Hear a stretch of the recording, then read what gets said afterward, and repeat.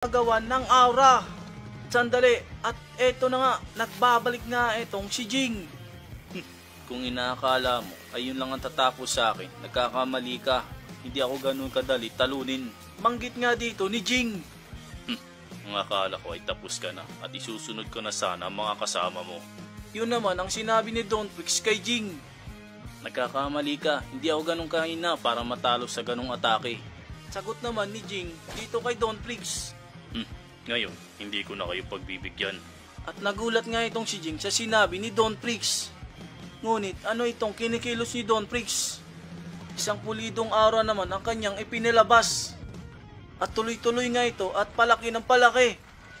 Ito na ba ang sinasabi ni Don Prix na gagamitin niya ang buong niyang lakas para talunin at tapusin sila Jing. At hindi pa nga tumitigil sa paglaki ang aura na ito at patuloy sa paglaki pa. Eto na nga at may kita na nga natin dito si Don Prix na parang galit na nga at seryoso na nga ito. Tumanda kayo at hindi ko na kayo pagbibigyan pa. Sinusigurado ko sa inyo. Yun nga ang sinabi ni Don Prix. Eto namang si Jing ay talagang natulala na lang siya na nakita niyang kapangyarihan ni Don Prix. Punong-puno at solidong aura nga ang bumubuo nito. Para ba itong dambuhalang halimaw o napakalaking tao? Nagawa sa aura. Paano na kaya nilalalabanan si Don Prix sa pagkakataong ito? Nang nag-umpisa na ngang kumilos etong kapangyarihan ni Don Prix, tumingin nga ito kay Jing at kitang-kita naman ni Jing kung gaano nga ito kalaki.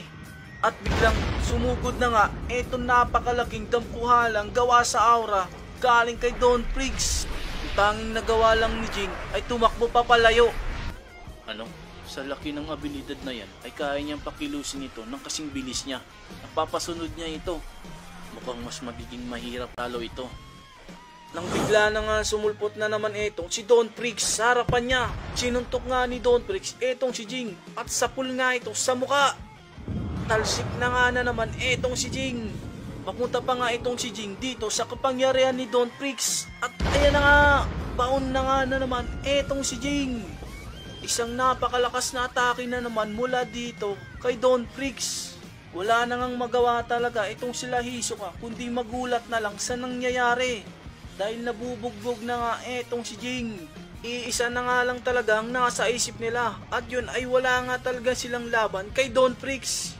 Hanggang dito na nga lang ba talaga sila? Ito na ba ang kanilang katapusan? At hindi na nga ba sila makakabalik kung saan sila nakatira?